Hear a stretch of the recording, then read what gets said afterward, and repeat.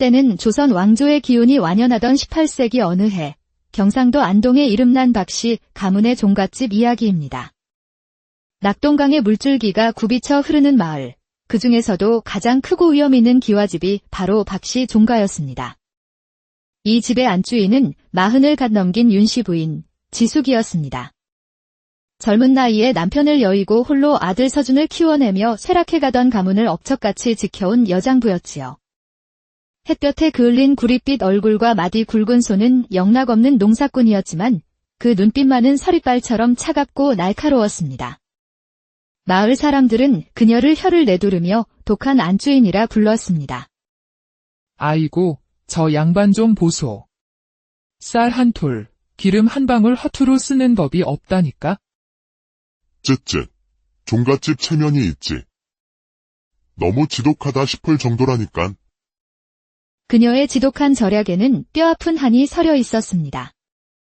10여 년 전 남편이 병상에 누워있을 때 마을의 김부자가 급히 돈이 필요해 기름진 논을 헐갑에 내놓았습니다. 그 논만 있었더라면 가문을 일으킬 절호의 기회였건만 남편의 약값으로 쌀독마저 비어가던 윤씨 부인에겐 그림의 떡이었습니다. 밤마다 그녀는 이불을 뒤집어 쓴 채 눈물을 삼켰습니다. 돈. 그깟 돈 때문에 다시는 돈이 없어 기회를 놓치지 않으리라. 그날 이후 윤씨 부인은 돈을 모으는 것만이 살 길이라 믿으며 푼돈 한 입까지 악착같이 모았습니다. 그런 세월이 흘러 아들 서준이 25, 혼인을 할 나이가 되었습니다. 서준은 아버지를 닮아 과묵하고 성실한 청년으로 어머니의 말씀이라면 무엇이든 순종하는 효자였습니다. 며느리감으로 정해진 처녀는 몰락한 양반가의 딸 이수아였습니다. 20살의 수아는 복숭아처럼 뽀얀 얼굴에 조용한 성품을 지녔지만 어딘가 모르게 깊은 슬픔을 담은 듯한 눈빛을 가진 처녀였지요. 혼례날 마을 사람들은 얌전하고 단아한 새색시를 보며 칭찬을 아끼지 않았습니다. 어쩜 저리 고울꼬? 윤씨 부인도 저런 며느리를 봤으니 한시름 놓겠네. 부지런하게 생겼으니 집안일도 잘 거들겠지? 윤씨 부인 역시 순종적으로 보이는 수아의 모습에 흡족한 미소를 지었습니다. 하지만 그 기대는 첫날 밤이 지나고 맞은 다음 날 아침 산산조각 나고 말았습니다. 해가 중천에 떴는데도 신방에서는 아무런 기척이 없었던 것입니다. 새벽부터 일어나온 집안을 쓸고 닦던 윤씨 부인의 미간에 깊은 주름이 패였습니다. 참다 못해 방문을 벌컥 연 그녀의 눈에 보인 것은 아직도 이불 속에서 곤히 잠든 며느리의 모습이었습니다. 아가. 해가 중천이다. 언제까지 잠을 잘 것이냐? 수아는 부스스 눈을 비비며 일어났습니다. 낯빛은 백지장처럼 창백했고 금방이라도 쓰러질 듯 위태로워 보였습니다. 어머니. 송구합니다. 간밤에 흉몽을 꾸어서. 흉몽. 시집온 첫날부터 늦잠을 자고는 변명이 꿈타령이더냐. 며느리가 해가 뜨도록 자면 집안에 운이 막히는 법이다. 어서 부엌길을 거들지 못할까. 수아는 비틀거리며 부엌으로 향했지만 금세 돌아와 고개를 조아렸습니다. 어머니, 오늘 아침밥은 조금 늦게 짓는 것이 좋겠습니다. 왠지 불길한 예감이 듭니다. 예감. 게으름도 모자라 이제는 해괴한 소리까지 하는구나. 비켜라. 윤씨 부인은 혀를 차며 직접 아침을 지었습니다. 그 후로도 수아의 기행은 계속되었습니다. 닷새째 되던 날, 윤씨 부인은 화창한 날씨를 보며 빨래를 하라고 명했습니다. 아가, 날이 이리 좋으니 오늘은 밀린 빨래를 해야겠다. 그러나 수아는 하늘을 한참 올려다보더니 고개를 저었습니다. 아니옵니다. 어머니.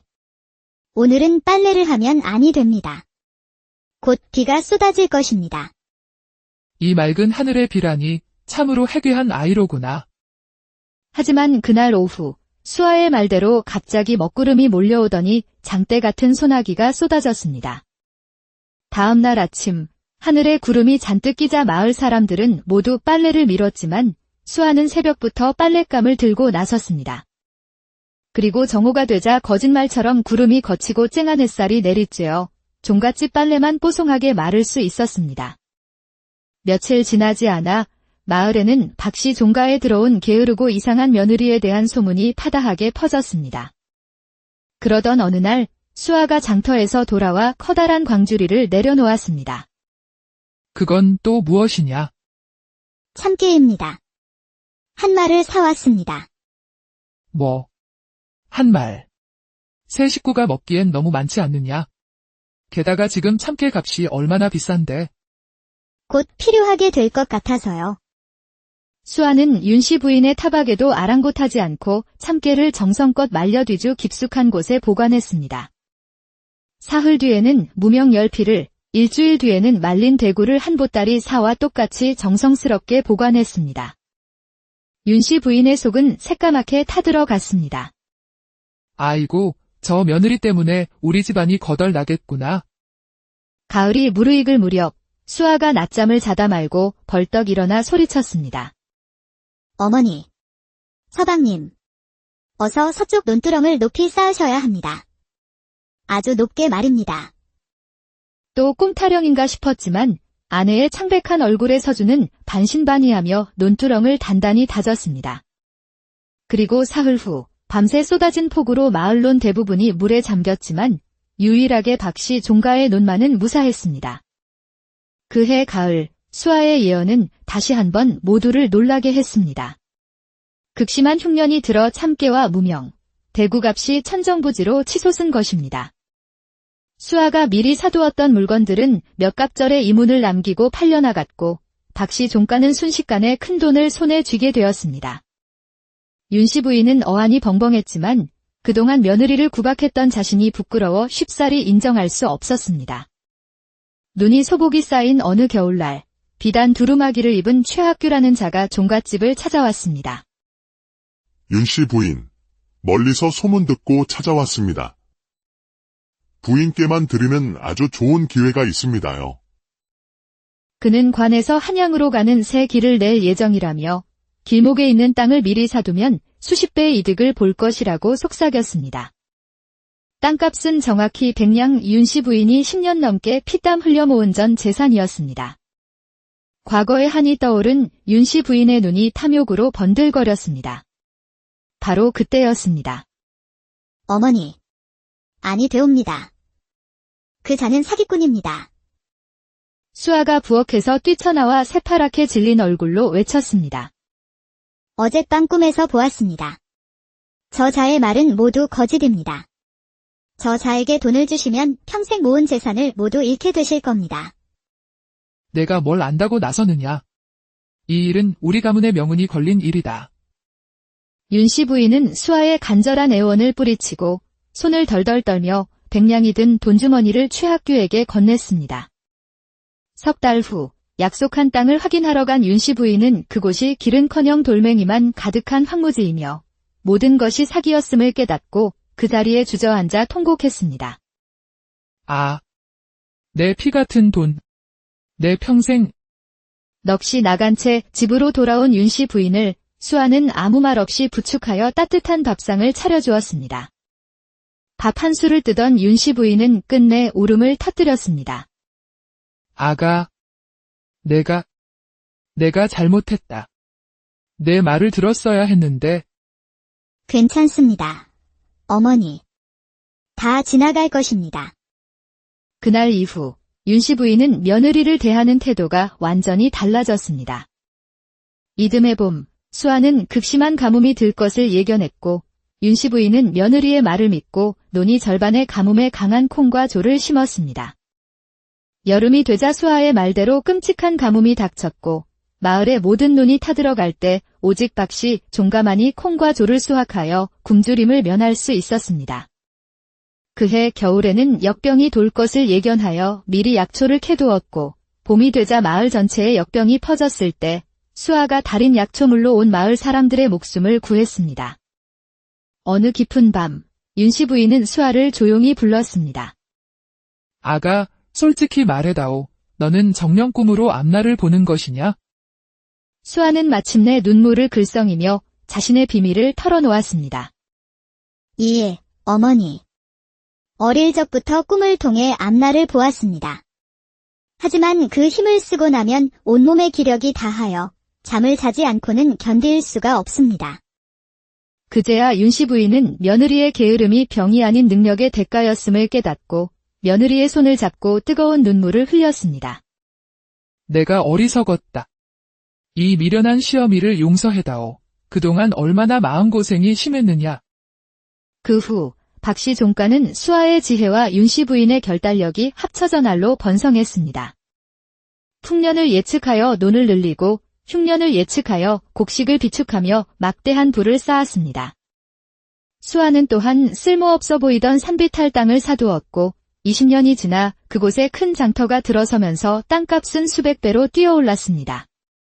박씨 가문은 경상도 제1의 부자가 되었고 수아는 마을 사람들에게도 미리 재해를 알려주어 모두가 풍요롭게 살도록 도왔습니다.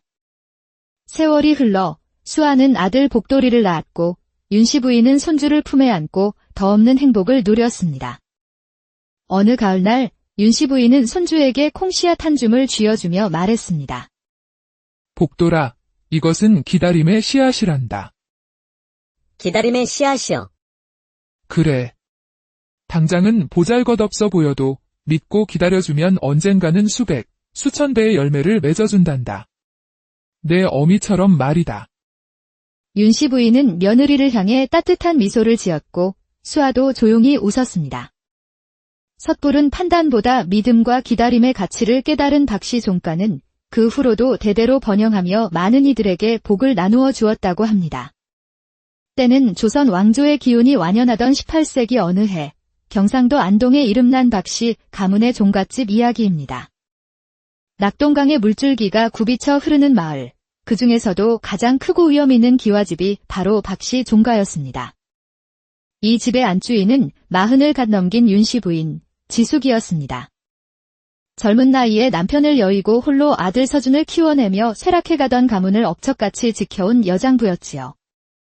햇볕에 그을린 구릿빛 얼굴과 마디 굵은 손은 영락없는 농사꾼이었지만 그 눈빛만은 서리발처럼 차갑고 날카로웠습니다. 마을 사람들은 그녀를 혀를 내두르며 독한 안주인이라 불렀습니다. 아이고, 저 양반 좀 보소. 쌀 한 톨, 기름 한 방울 허투루 쓰는 법이 없다니까? 쯧쯧. 종갓집 체면이 있지. 너무 지독하다 싶을 정도라니깐. 그녀의 지독한 절약에는 뼈아픈 한이 서려 있었습니다.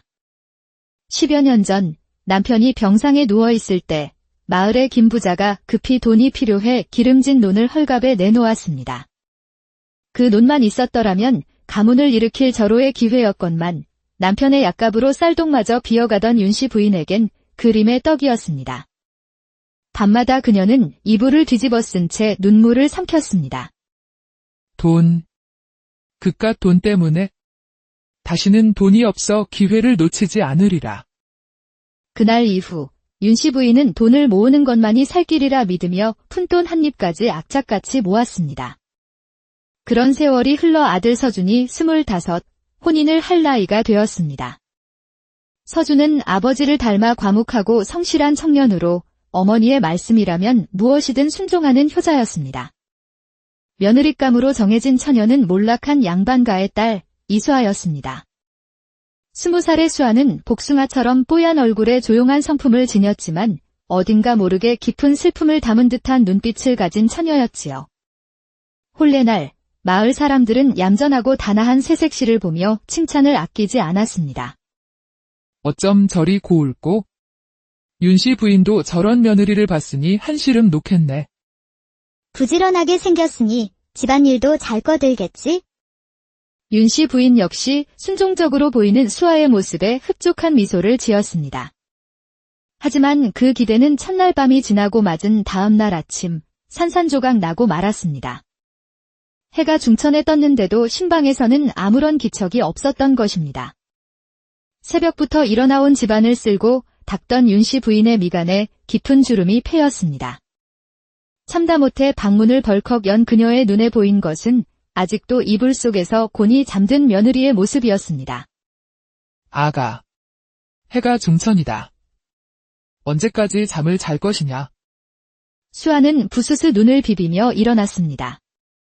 낯빛은 백지장처럼 창백했고 금방이라도 쓰러질 듯 위태로워 보였습니다. 어머니. 송구합니다. 간밤에 흉몽을 꾸어서 흉몽. 시집온 첫날부터 늦잠을 자고는 변명이 꿈타령이더냐. 며느리가 해가 뜨도록 자면 집안에 운이 막히는 법이다. 어서 부엌길을 거들지 못할까. 수아는 비틀거리며 부엌으로 향했지만 금세 돌아와 고개를 조아렸습니다. 어머니, 오늘 아침밥은 조금 늦게 짓는 것이 좋겠습니다. 왠지 불길한 예감이 듭니다. 예감. 게으름도 모자라 이제는 해괴한 소리까지 하는구나. 비켜라. 윤씨 부인은 혀를 차며 직접 아침을 지었습니다. 그 후로도 수아의 기행은 계속되었습니다. 닷새째 되던 날, 윤씨 부인은 화창한 날씨를 보며 빨래를 하라고 명했습니다. 아가, 날이 이리 좋으니 오늘은 밀린 빨래를 해야겠다. 그러나 수아는 하늘을 한참 올려다보더니 고개를 저었습니다. 아니옵니다. 어머니. 오늘은 빨래를 하면 아니 됩니다. 곧 비가 쏟아질 것입니다. 이 맑은 하늘의 비라니 참으로 해괴한 아이로구나. 하지만 그날 오후, 수아의 말대로 갑자기 먹구름이 몰려오더니 장대 같은 소나기가 쏟아졌습니다. 다음 날 아침, 하늘에 구름이 잔뜩 끼자 마을 사람들은 모두 빨래를 미뤘지만 수아는 새벽부터 빨랫감을 들고 나섰습니다. 그리고 정오가 되자 거짓말처럼 구름이 걷히고 쨍한 햇살이 내리쬐어 종갓집 빨래만 뽀송하게 마를 수 있었습니다. 며칠 지나지 않아 마을에는 박씨 종가에 들어온 게으르고 이상한 며느리에 대한 소문이 파다하게 퍼졌습니다. 그러던 어느 날 수아가 장터에서 돌아와 커다란 광주리를 내려놓았습니다. 그건 또 무엇이냐? 참깨입니다. 한 말을 사왔습니다. 뭐? 한 말. 새 식구가 먹기엔 너무 많지 않느냐? 게다가 지금 참깨 값이 얼마나 비싼데? 곧 필요하게 될 것 같아서요. 수아는 윤씨 부인의 타박에도 아랑곳하지 않고 참깨를 정성껏 말려뒤주 깊숙한 곳에 보관했습니다. 사흘 뒤에는 무명 10피를, 일주일 뒤에는 말린 대구를 한 보따리 사와 똑같이 정성스럽게 보관했습니다. 윤씨 부인의 속은 새까맣게 타들어갔습니다. 아이고, 저 며느리 때문에 우리 집안이 거덜나겠구나. 가을이 무르익을 무렵 수아가 낮잠을 자다 말고 벌떡 일어나 소리쳤습니다. 어머니. 서방님. 어서 서쪽 논두렁을 높이 쌓으셔야 합니다. 아주 높게 말입니다. 또 꿈타령인가 싶었지만 아내의 창백한 얼굴에 서주는 반신반의하며 논두렁을 단단히 다졌습니다. 그리고 사흘 후 밤새 쏟아진 폭우로 마을론 대부분이 물에 잠겼지만 유일하게 박씨 종가의 논만은 무사했습니다. 그해 가을 수아의 예언은 다시 한번 모두를 놀라게 했습니다. 극심한 흉년이 들어 참깨와 무명, 대구값이 천정부지로 치솟은 것입니다. 수아가 미리 사두었던 물건들은 몇 갑절의 이문을 남기고 팔려나갔고 박씨 종가는 순식간에 큰 돈을 손에 쥐게 되었습니다. 윤씨 부인은 어안이 벙벙했지만 그동안 며느리를 구박했던 자신이 부끄러워 쉽사리 인정할 수 없었습니다. 눈이 소복이 쌓인 어느 겨울날, 비단 두루마기를 입은 최학규라는 자가 종갓집을 찾아왔습니다. 윤씨 부인, 멀리서 소문 듣고 찾아왔습니다. 부인께만 드리는 아주 좋은 기회가 있습니다요. 그는 관에서 한양으로 가는 새 길을 낼 예정이라며 길목에 있는 땅을 미리 사두면 수십 배의 이득을 볼 것이라고 속삭였습니다. 땅값은 정확히 100냥 윤씨 부인이 10년 넘게 피땀 흘려 모은 전 재산이었습니다. 과거의 한이 떠오른 윤씨 부인의 눈이 탐욕으로 번들거렸습니다. 바로 그때였습니다. 어머니. 아니 되옵니다. 그 자는 사기꾼입니다. 수아가 부엌에서 뛰쳐나와 새파랗게 질린 얼굴로 외쳤습니다. 어젯밤 꿈에서 보았습니다. 저 자의 말은 모두 거짓입니다. 저 자에게 돈을 주시면 평생 모은 재산을 모두 잃게 되실 겁니다. 내가 뭘 안다고 나서느냐. 이 일은 우리 가문의 명운이 걸린 일이다. 윤씨 부인은 수아의 간절한 애원을 뿌리치고 손을 덜덜 떨며 백냥이 든 돈주머니를 최학규에게 건넸습니다. 석 달 후 약속한 땅을 확인하러 간 윤씨 부인은 그곳이 길은커녕 돌멩이만 가득한 황무지이며 모든 것이 사기였음을 깨닫고 그 자리에 주저앉아 통곡했습니다. 아, 내 피 같은 돈. 내 평생. 넋이 나간 채 집으로 돌아온 윤씨 부인을 수아는 아무 말 없이 부축하여 따뜻한 밥상을 차려주었습니다. 밥 한 술을 뜨던 윤씨 부인은 끝내 울음을 터뜨렸습니다. 아가, 내가 잘못했다. 내 말을 들었어야 했는데. 괜찮습니다. 어머니. 다 지나갈 것입니다. 그날 이후 윤씨 부인은 며느리를 대하는 태도가 완전히 달라졌습니다. 이듬해 봄, 수아는 극심한 가뭄이 들 것을 예견했고 윤씨 부인은 며느리의 말을 믿고 논이 절반의 가뭄에 강한 콩과 조를 심었습니다. 여름이 되자 수아의 말대로 끔찍한 가뭄이 닥쳤고 마을의 모든 논이 타들어갈 때 오직 박씨 종가만이 콩과 조를 수확하여 굶주림을 면할 수 있었습니다. 그해 겨울에는 역병이 돌 것을 예견하여 미리 약초를 캐두었고 봄이 되자 마을 전체에 역병이 퍼졌을 때 수아가 달인 약초물로 온 마을 사람들의 목숨을 구했습니다. 어느 깊은 밤, 윤씨 부인은 수아를 조용히 불렀습니다. 아가, 솔직히 말해다오. 너는 정령 꿈으로 앞날을 보는 것이냐? 수아는 마침내 눈물을 글썽이며 자신의 비밀을 털어놓았습니다. 예, 어머니. 어릴 적부터 꿈을 통해 앞날을 보았습니다. 하지만 그 힘을 쓰고 나면 온몸의 기력이 다하여 잠을 자지 않고는 견딜 수가 없습니다. 그제야 윤씨 부인은 며느리의 게으름이 병이 아닌 능력의 대가였음을 깨닫고 며느리의 손을 잡고 뜨거운 눈물을 흘렸습니다. 내가 어리석었다. 이 미련한 시어미를 용서해다오. 그동안 얼마나 마음고생이 심했느냐. 그 후 박씨 종가는 수아의 지혜와 윤씨 부인의 결단력이 합쳐져 날로 번성했습니다. 풍년을 예측하여 논을 늘리고 흉년을 예측하여 곡식을 비축하며 막대한 부를 쌓았습니다. 수아는 또한 쓸모없어 보이던 산비탈 땅을 사두었고 20년이 지나 그곳에 큰 장터가 들어서면서 땅값은 수백 배로 뛰어올랐습니다. 박씨 가문은 경상도 제1의 부자가 되었고 수아는 마을 사람들에게도 미리 재해를 알려주어 모두가 풍요롭게 살도록 도왔습니다. 세월이 흘러 수아는 아들 복돌이를 낳았고 윤씨 부인은 손주를 품에 안고 더 없는 행복을 누렸습니다. 어느 가을날 윤씨 부인은 손주에게 콩씨앗 한 줌을 쥐어주며 말했습니다. 복돌아, 이것은 기다림의 씨앗이란다. 기다림의 씨앗이여. 그래. 당장은 보잘것없어 보여도 믿고 기다려주면 언젠가는 수백, 수천 배의 열매를 맺어준단다. 내 어미처럼 말이다. 윤씨 부인은 며느리를 향해 따뜻한 미소를 지었고 수아도 조용히 웃었습니다.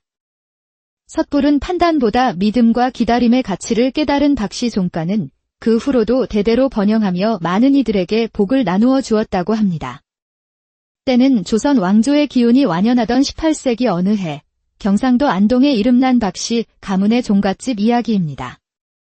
낙동강의 물줄기가 굽이쳐 흐르는 마을, 그 중에서도 가장 크고 위험 있는 기와집이 바로 박씨 종가였습니다.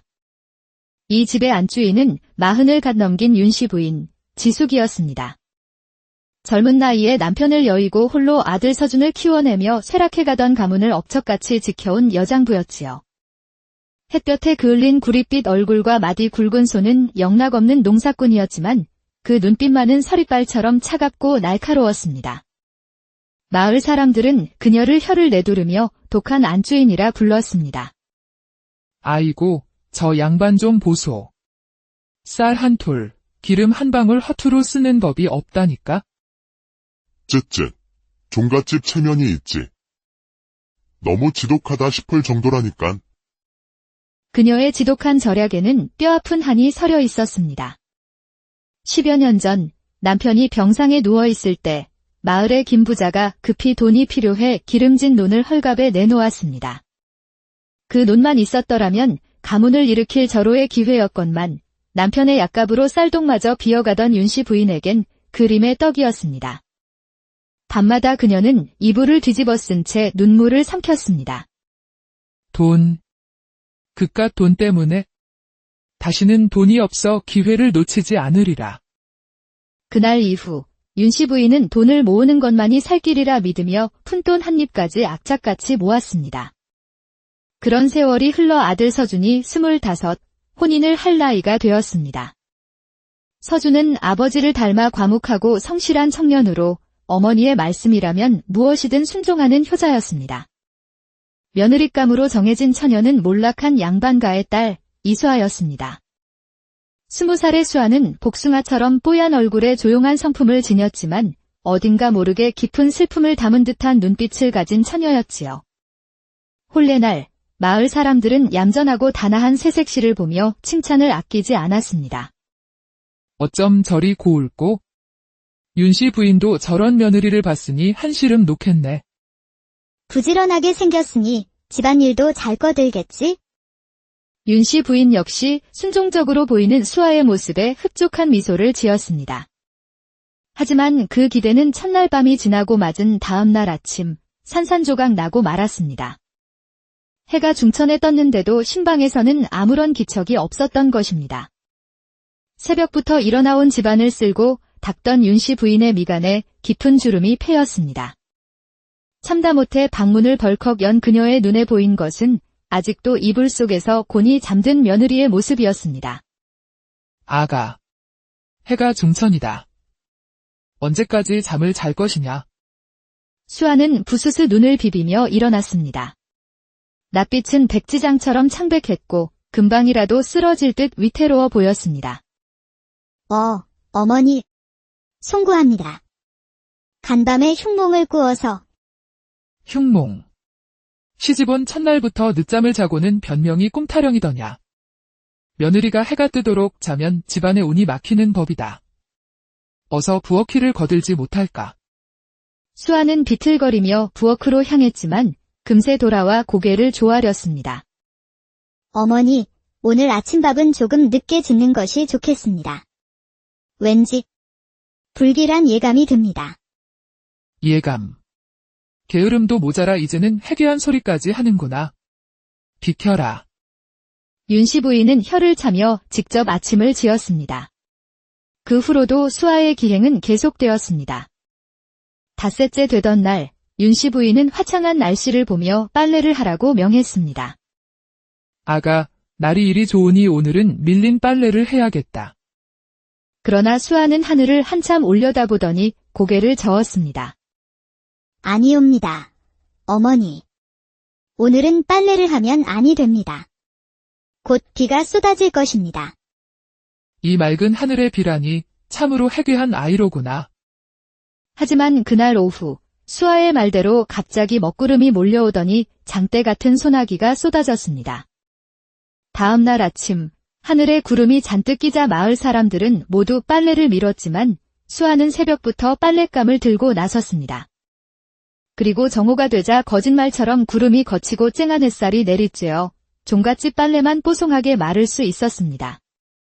며칠 지나지 않아 마을에는 박씨 종가에 들어온 게으르고 이상한 며느리에 대한 소문이 파다하게 퍼졌습니다. 그러던 어느 날 수아가 장터에서 돌아와 커다란 광주리를 내려놓았습니다. 그건 또 무엇이냐? 참깨입니다. 한 말을 사왔습니다. 뭐? 한 말. 세 식구가 먹기엔 너무 많지 않느냐?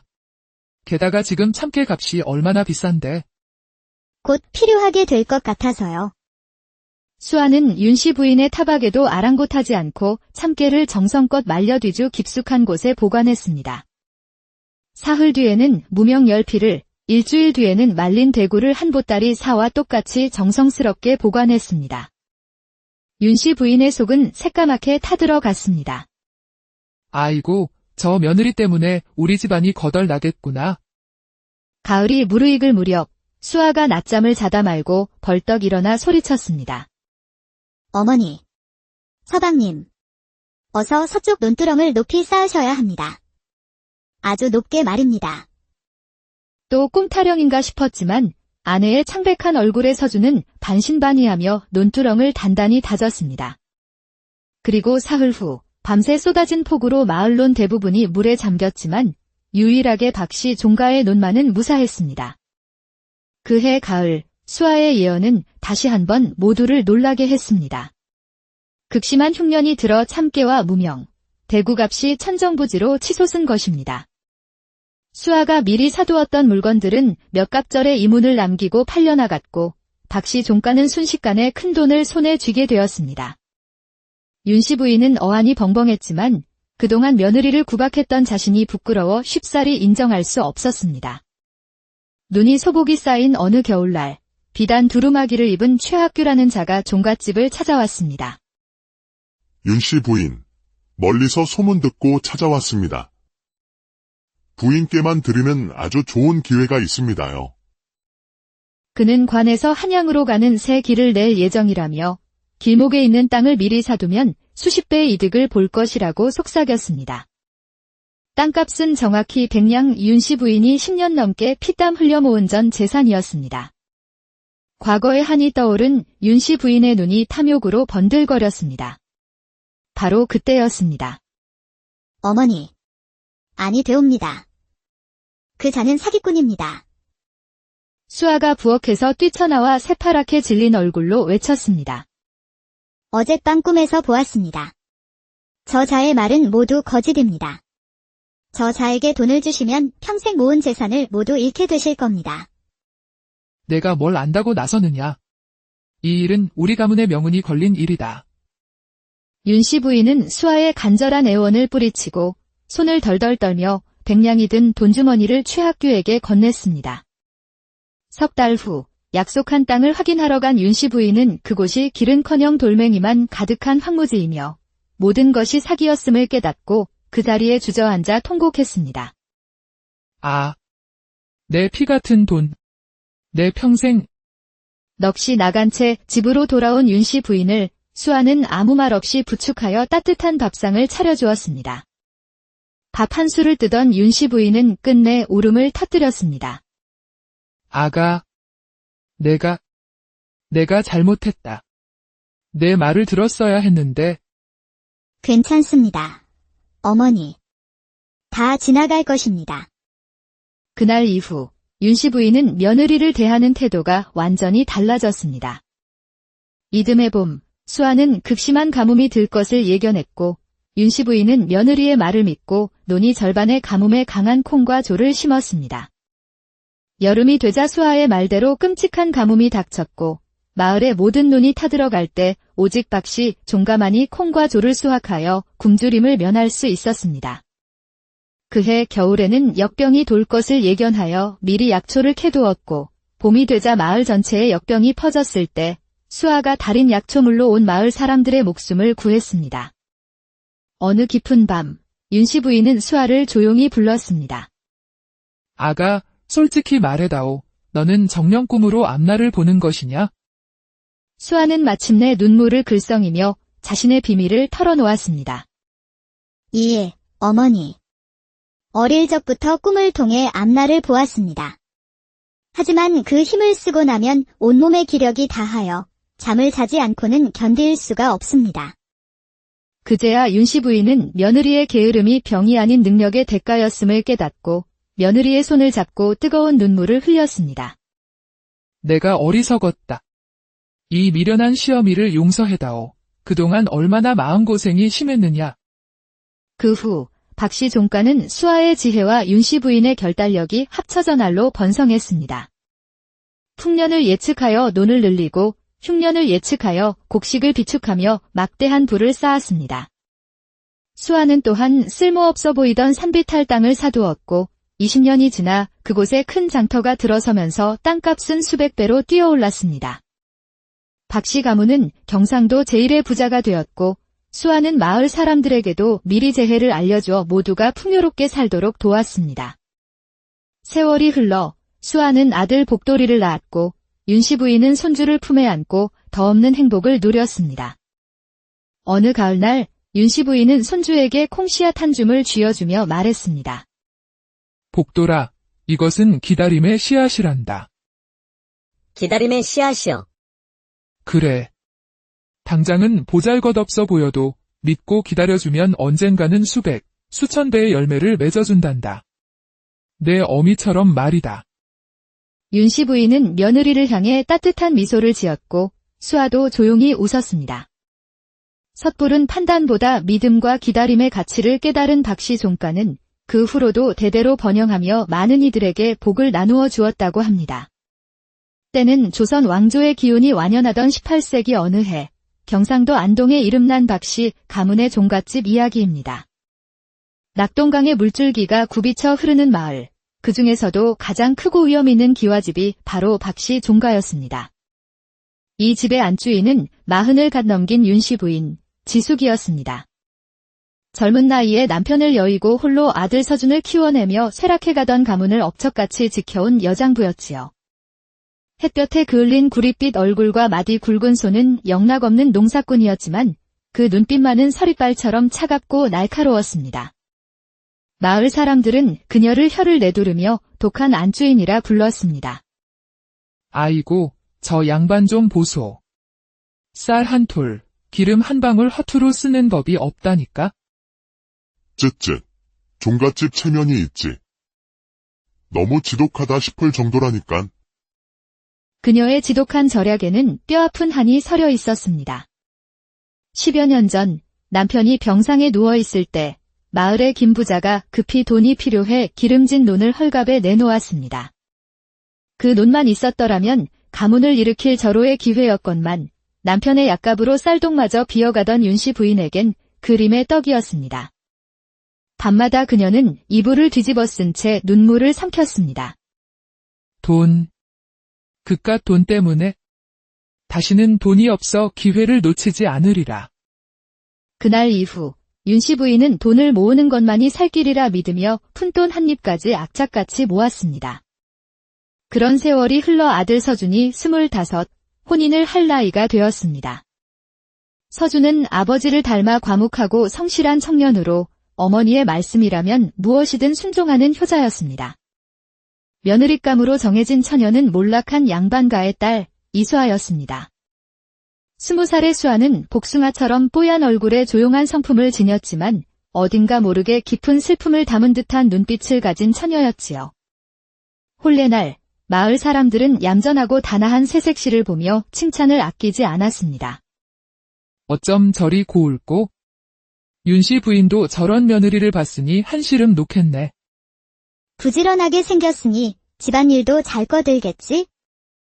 윤씨 부인 역시 순종적으로 보이는 수아의 모습에 흡족한 미소를 지었습니다. 하지만 그 기대는 첫날 밤이 지나고 맞은 다음 날 아침 산산조각 나고 말았습니다. 해가 중천에 떴는데도 신방에서는 아무런 기척이 없었던 것입니다.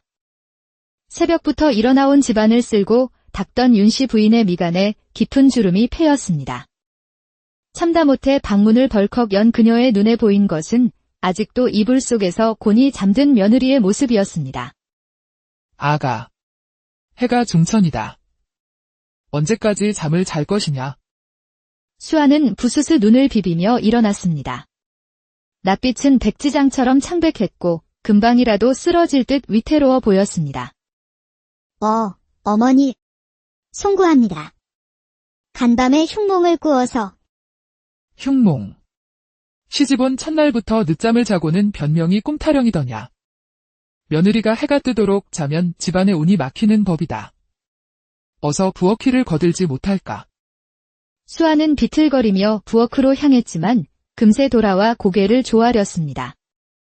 어머니, 오늘 아침밥은 조금 늦게 짓는 것이 좋겠습니다. 왠지 불길한 예감이 듭니다. 예감. 게으름도 모자라 이제는 해괴한 소리까지 하는구나. 비켜라. 윤씨 부인은 혀를 차며 직접 아침을 지었습니다. 그 후로도 수아의 기행은 계속되었습니다. 닷새째 되던 날, 윤씨 부인은 화창한 날씨를 보며 빨래를 하라고 명했습니다. 아가, 날이 이리 좋으니 오늘은 밀린 빨래를 해야겠다. 그러나 수아는 하늘을 한참 올려다보더니 고개를 저었습니다. 아니옵니다. 어머니. 오늘은 빨래를 하면 아니 됩니다. 곧 비가 쏟아질 것입니다. 이 맑은 하늘의 비라니 참으로 해괴한 아이로구나. 하지만 그날 오후 수아의 말대로 갑자기 먹구름이 몰려오더니 장대 같은 소나기가 쏟아졌습니다. 다음 날 아침 하늘에 구름이 잔뜩 끼자 마을 사람들은 모두 빨래를 미뤘지만 수아는 새벽부터 빨랫감을 들고 나섰습니다. 그리고 정오가 되자 거짓말처럼 구름이 걷히고 쨍한 햇살이 내리쬐어 종갓집 빨래만 뽀송하게 마를 수 있었습니다. 며칠 지나지 않아 마을에는 박씨 종가에 들어온 게으르고 이상한 며느리에 대한 소문이 파다하게 퍼졌습니다. 그러던 어느 날 수아가 장터에서 돌아와 커다란 광주리를 내려놓았습니다. 그건 또 무엇이냐? 참깨입니다. 한 말을 사왔습니다. 뭐? 한 말. 세 식구가 먹기엔 너무 많지 않느냐? 게다가 지금 참깨 값이 얼마나 비싼데? 곧 필요하게 될 것 같아서요. 수아는 윤씨 부인의 타박에도 아랑곳하지 않고 참깨를 정성껏 말려뒤주 깊숙한 곳에 보관했습니다.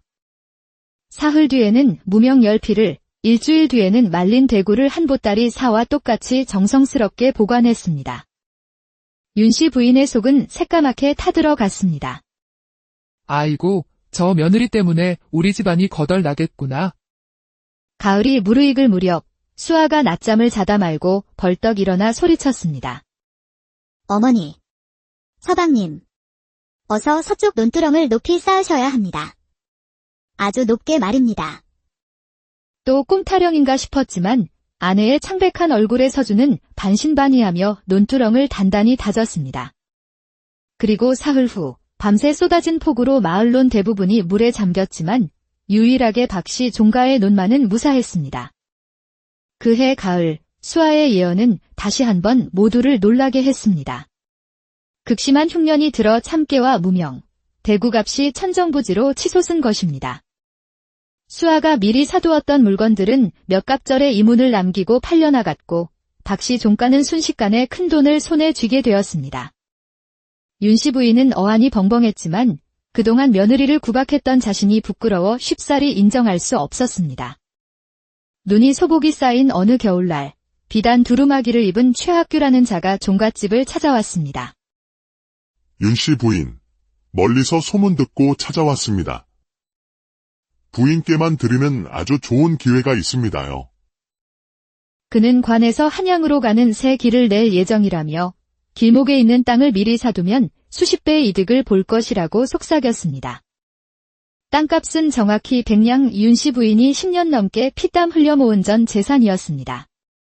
과거의 한이 떠오른 윤씨 부인의 눈이 탐욕으로 번들거렸습니다. 바로 그때였습니다. 어머니, 아니 되옵니다.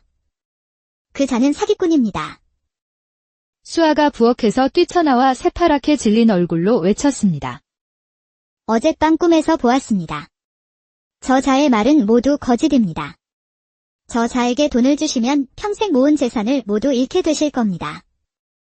내가 뭘 안다고 나서느냐. 이 일은 우리 가문의 명운이 걸린 일이다. 윤씨 부인은 수아의 간절한 애원을 뿌리치고 손을 덜덜 떨며 100냥이 든 돈주머니를 최학규에게 건넸습니다. 석 달 후 약속한 땅을 확인하러 간 윤씨 부인은 그곳이 길은커녕 돌멩이만 가득한 황무지이며 모든 것이 사기였음을 깨닫고 그 자리에 주저앉아 통곡했습니다. 아, 내 피 같은 돈. 내 평생. 넋이 나간 채 집으로 돌아온 윤씨 부인을 수아는 아무 말 없이 부축하여 따뜻한 밥상을 차려주었습니다. 밥 한 술을 뜨던 윤씨 부인은 끝내 울음을 터뜨렸습니다. 아가, 내가 잘못했다. 내 말을 들었어야 했는데. 괜찮습니다. 어머니. 다 지나갈 것입니다. 그날 이후 윤씨 부인은 며느리를 대하는 태도가 완전히 달라졌습니다. 이듬해 봄 수아는 극심한 가뭄이 들 것을 예견했고 윤씨 부인은 며느리의 말을 믿고 논이 절반의 가뭄에 강한 콩과 조를 심었습니다. 여름이 되자 수아의 말대로 끔찍한 가뭄이 닥쳤고 마을의 모든 논이 타들어갈 때 오직 박씨 종가만이 콩과 조를 수확하여 굶주림을 면할 수 있었습니다. 그해 겨울에는 역병이 돌 것을 예견하여 미리 약초를 캐두었고, 봄이 되자 마을 전체에 역병이 퍼졌을 때 수아가 달인 약초물로 온 마을 사람들의 목숨을 구했습니다. 어느 깊은 밤, 윤씨 부인은 수아를 조용히 불렀습니다. 아가, 솔직히 말해다오. 너는 정령 꿈으로 앞날을 보는 것이냐? 수아는 마침내 눈물을 글썽이며 자신의 비밀을 털어놓았습니다. 예, 어머니. 어릴 적부터 꿈을 통해 앞날을 보았습니다. 하지만 그 힘을 쓰고 나면 온몸의 기력이 다하여 잠을 자지 않고는 견딜 수가 없습니다. 그제야 윤씨 부인은 며느리의 게으름이 병이 아닌 능력의 대가였음을 깨닫고 며느리의 손을 잡고 뜨거운 눈물을 흘렸습니다. 내가 어리석었다. 이 미련한 시어미를 용서해다오. 그동안 얼마나 마음고생이 심했느냐. 그 후 박씨 종가는 수아의 지혜와 윤씨 부인의 결단력이 합쳐져 날로 번성했습니다. 풍년을 예측하여 논을 늘리고 흉년을 예측하여 곡식을 비축하며 막대한 부를 쌓았습니다. 수아는 또한 쓸모없어 보이던 산비탈 땅을 사두었고 20년이 지나 그곳에 큰 장터가 들어서면서 땅값은 수백 배로 뛰어올랐습니다. 박씨 가문은 경상도 제1의 부자가 되었고 수아는 마을 사람들에게도 미리 재해를 알려주어 모두가 풍요롭게 살도록 도왔습니다. 세월이 흘러 수아는 아들 복돌이를 낳았고 윤씨 부인은 손주를 품에 안고 더 없는 행복을 누렸습니다. 어느 가을날 윤씨 부인은 손주에게 콩씨앗 한 줌을 쥐어주며 말했습니다. 복돌아, 이것은 기다림의 씨앗이란다. 기다림의 씨앗이여. 그래. 당장은 보잘것없어 보여도 믿고 기다려주면 언젠가는 수백, 수천 배의 열매를 맺어준단다. 내 어미처럼 말이다. 윤씨 부인은 며느리를 향해 따뜻한 미소를 지었고 수아도 조용히 웃었습니다. 섣부른 판단보다 믿음과 기다림의 가치를 깨달은 박씨 종가는 그 후로도 대대로 번영하며 많은 이들에게 복을 나누어 주었다고 합니다. 때는 조선 왕조의 기운이 완연하던 18세기 어느 해, 경상도 안동에 이름난 박씨 가문의 종갓집 이야기입니다. 낙동강의 물줄기가 굽이쳐 흐르는 마을, 그 중에서도 가장 크고 위험 있는 기와집이 바로 박씨 종가였습니다. 이 집의 안주인은 40을 갓 넘긴 윤씨 부인, 지숙이었습니다. 젊은 나이에 남편을 여의고 홀로 아들 서준을 키워내며 쇠락해가던 가문을 억척같이 지켜온 여장부였지요. 햇볕에 그을린 구릿빛 얼굴과 마디 굵은 손은 영락없는 농사꾼이었지만 그 눈빛만은 서리빨처럼 차갑고 날카로웠습니다. 마을 사람들은 그녀를 혀를 내두르며 독한 안주인이라 불렀습니다. 아이고, 저 양반 좀 보소. 쌀 한 톨, 기름 한 방울 허투루 쓰는 법이 없다니까? 쯧쯧. 종갓집 체면이 있지. 너무 지독하다 싶을 정도라니깐.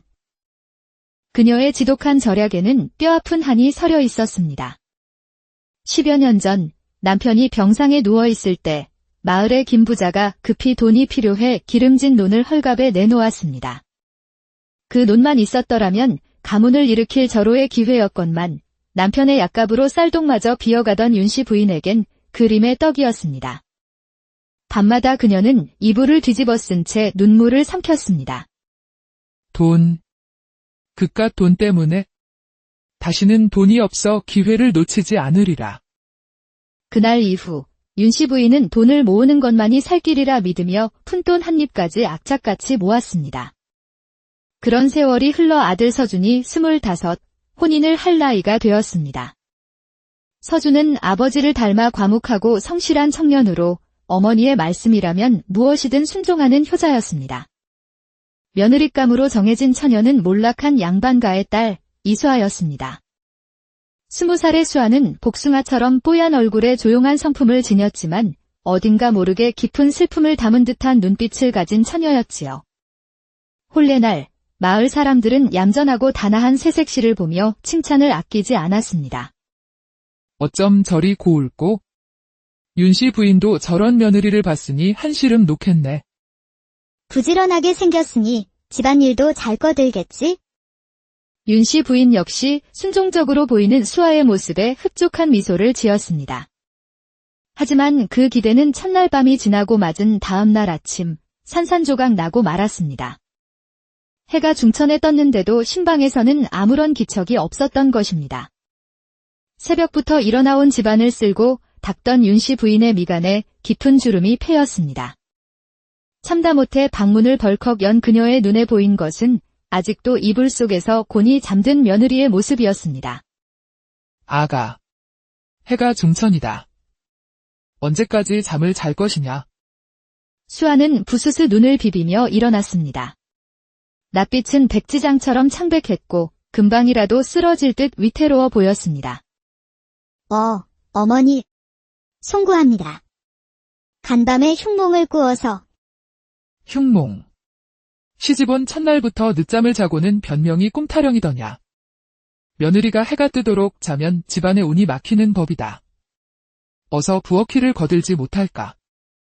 수아는 비틀거리며 부엌으로 향했지만 금세 돌아와 고개를 조아렸습니다. 어머니, 오늘 아침밥은 조금 늦게 짓는 것이 좋겠습니다. 왠지 불길한 예감이 듭니다. 예감. 게으름도 모자라 이제는 해괴한 소리까지 하는구나. 비켜라. 윤씨 부인은 혀를 차며 직접 아침을 지었습니다. 그 후로도 수아의 기행은 계속되었습니다. 닷새째 되던 날, 윤씨 부인은 화창한 날씨를 보며 빨래를 하라고 명했습니다. 아가, 날이 이리 좋으니 오늘은 밀린 빨래를 해야겠다.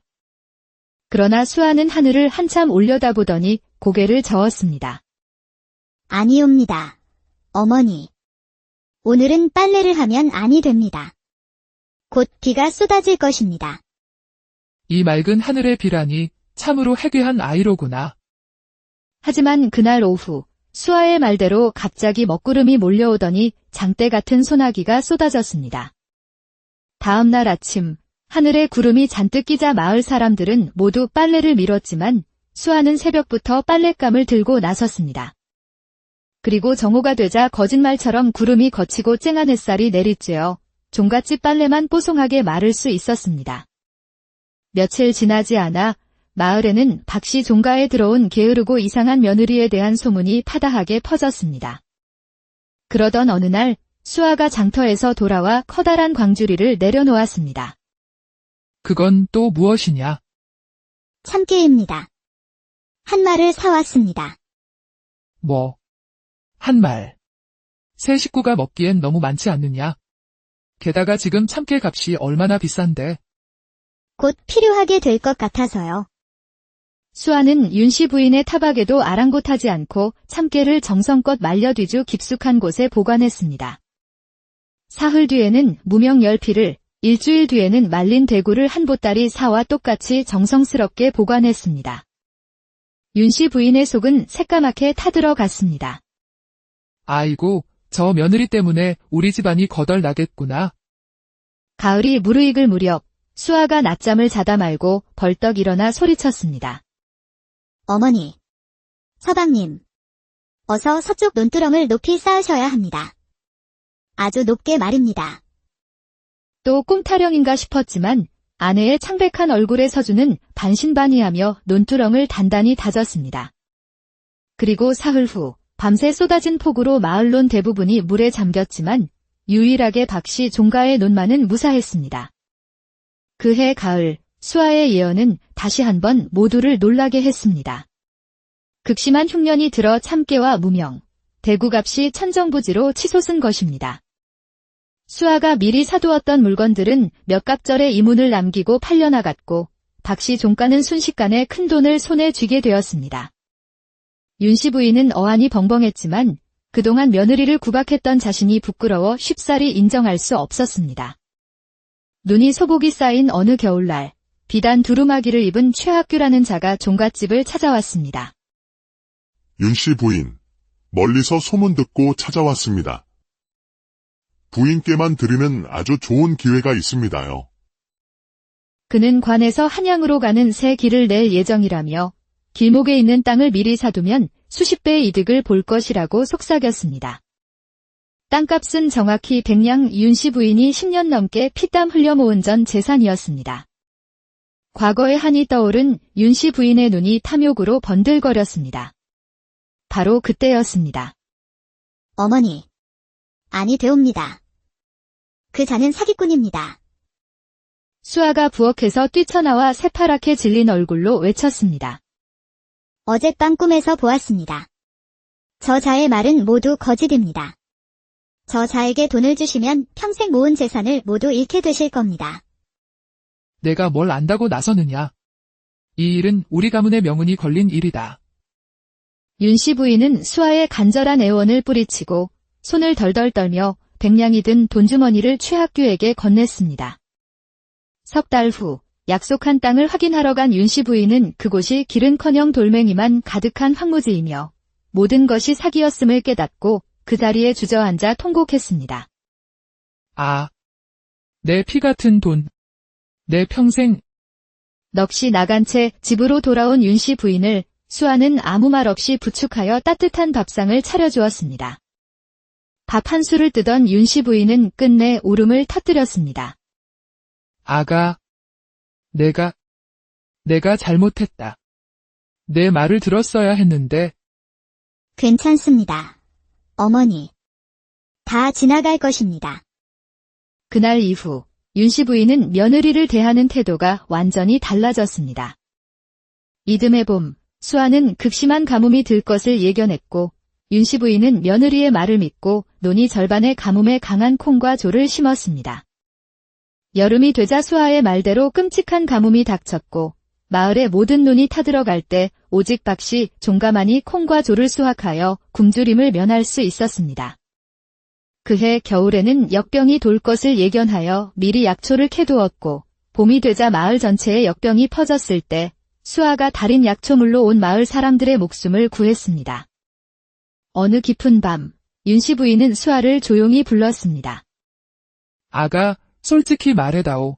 너는 정령 꿈으로 앞날을 보는 것이냐? 수아는 마침내 눈물을 글썽이며 자신의 비밀을 털어놓았습니다. 예, 어머니. 어릴 적부터 꿈을 통해 앞날을 보았습니다. 하지만 그 힘을 쓰고 나면 온몸의 기력이 다하여 잠을 자지 않고는 견딜 수가 없습니다. 그제야 윤씨 부인은 며느리의 게으름이 병이 아닌 능력의 대가였음을 깨닫고 며느리의 손을 잡고 뜨거운 눈물을 흘렸습니다. 내가 어리석었다. 이 미련한 시어미를 용서해다오. 그동안 얼마나 마음고생이 심했느냐. 그 후 박씨 종가는 수아의 지혜와 윤씨 부인의 결단력이 합쳐져 날로 번성했습니다. 풍년을 예측하여 논을 늘리고 흉년을 예측하여 곡식을 비축하며 막대한 부를 쌓았습니다. 수아는 또한 쓸모없어 보이던 산비탈 땅을 사두었고 20년이 지나 그곳에 큰 장터가 들어서면서 땅값은 수백 배로 뛰어올랐습니다. 박씨 가문은 경상도 제1의 부자가 되었고 수아는 마을 사람들에게도 미리 재해를 알려주어 모두가 풍요롭게 살도록 도왔습니다. 세월이 흘러 수아는 아들 복돌이를 낳았고 윤씨 부인은 손주를 품에 안고 더 없는 행복을 누렸습니다. 어느 가을날 윤씨 부인은 손주에게 콩씨앗 한 줌을 쥐어주며 말했습니다. 복돌아, 이것은 기다림의 씨앗이란다. 기다림의 씨앗이요. 그래. 당장은 보잘것없어 보여도 믿고 기다려주면 언젠가는 수백, 수천 배의 열매를 맺어준단다. 내 어미처럼 말이다. 윤씨 부인은 며느리를 향해 따뜻한 미소를 지었고 수아도 조용히 웃었습니다. 섣부른 판단보다 믿음과 기다림의 가치를 깨달은 박씨 종가는 그 후로도 대대로 번영하며 많은 이들에게 복을 나누어 주었다고 합니다. 때는 조선 왕조의 기운이 완연하던 18세기 어느 해 경상도 안동에 이름난 박씨 가문의 종갓집 이야기입니다. 낙동강의 물줄기가 굽이쳐 흐르는 마을, 그 중에서도 가장 크고 위험 있는 기와집이 바로 박씨 종가였습니다. 이 집의 안주인은 40을 갓 넘긴 윤씨 부인, 지숙이었습니다. 젊은 나이에 남편을 여의고 홀로 아들 서준을 키워내며 쇠락해가던 가문을 억척같이 지켜온 여장부였지요. 햇볕에 그을린 구릿빛 얼굴과 마디 굵은 손은 영락없는 농사꾼이었지만 그 눈빛만은 서리발처럼 차갑고 날카로웠습니다. 마을 사람들은 그녀를 혀를 내두르며 독한 안주인이라 불렀습니다. 아이고, 저 양반 좀 보소. 쌀 한 톨, 기름 한 방울 허투루 쓰는 법이 없다니까? 쯧쯧. 종갓집 체면이 있지. 너무 지독하다 싶을 정도라니깐.